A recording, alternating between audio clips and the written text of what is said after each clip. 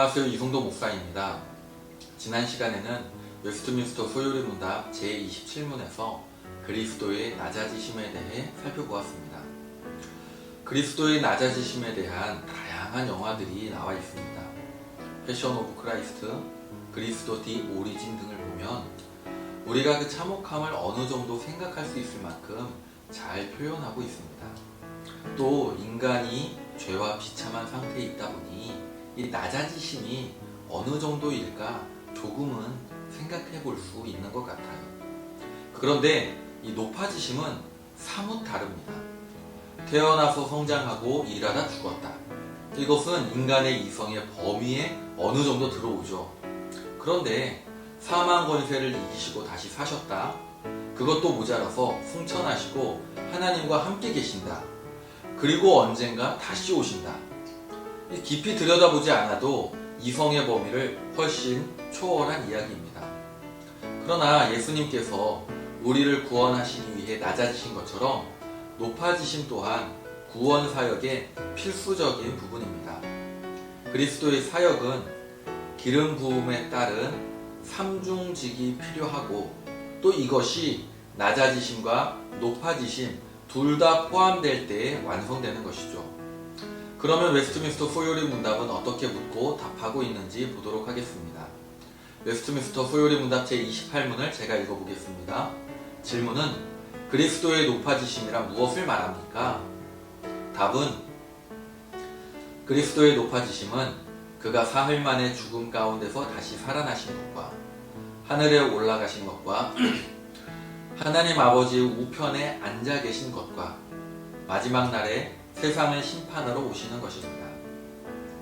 그리스도의 높아지심에 대해 28문은 4가지 단계로 설명하고 있는데요. 그 첫 번째는 부활입니다. 예수님 이전에도 죽은 자가 살아난 경우는 있습니다. 그렇지만 예수님이 사흘 만에 죽음 가운데서 다시 살아나셨다. 이 사실은 이전과는 다른 의미를 갖습니다. 그것은 죽음에 대한 승리입니다.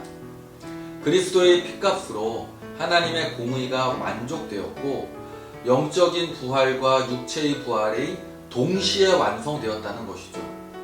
예수님은 영원 전부터 하나님의 아들이셨지만 구속사 안에서 부활을 시작으로 낮아지심으로 인해 감추었던 모든 영광을 다시 취하신 것입니다.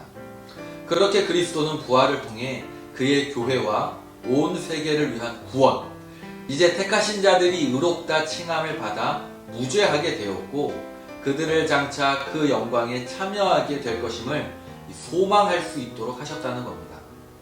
둘째는 승천입니다.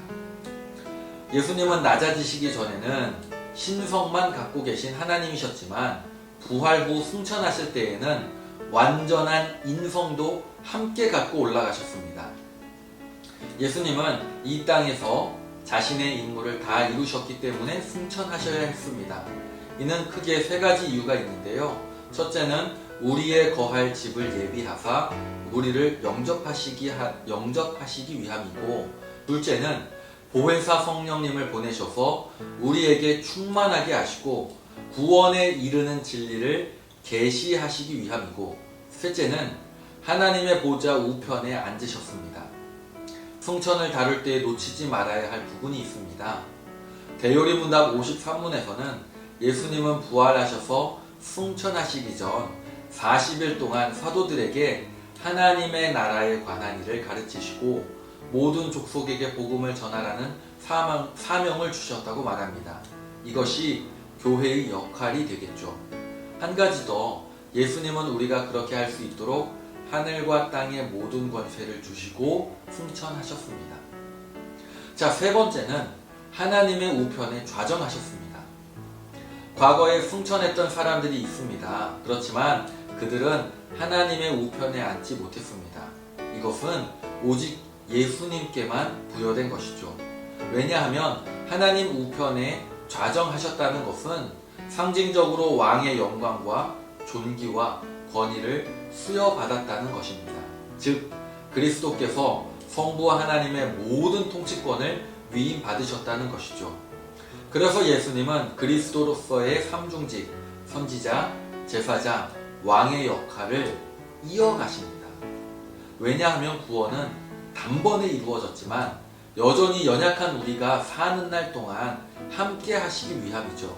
이를 그리스도의 남은 고난이라 합니다. 넷째는 재림입니다. 재림의 목적은 분명합니다. 세상을 심판하기 위해. 신자와 죽은 자를 심판하시기 위해 오십니다.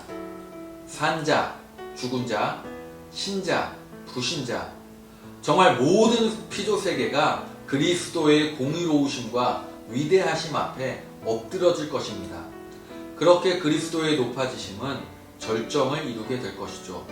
그리고 은혜로 택함받은 성도들 또한 그 절정을 경험하며 영원히 하나님과 함께 하는 겁니다. 계시록에 기록된 대로 찬송과 영광을 대대로 영원히 울리게 될 것입니다. 신자는 죄와 비참함의 상태에서 벗어났습니다.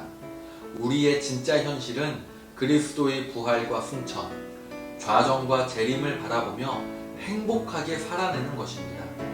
믿음의 눈을 들어 그리스도의 높아지심을 바라봅시다. 이 낮은 세상 속에서 그리스도를 소망함으로 인내합시다.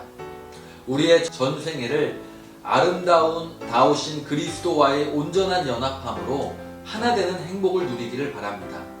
그럼 다음 시간 제29문으로 뵙겠습니다.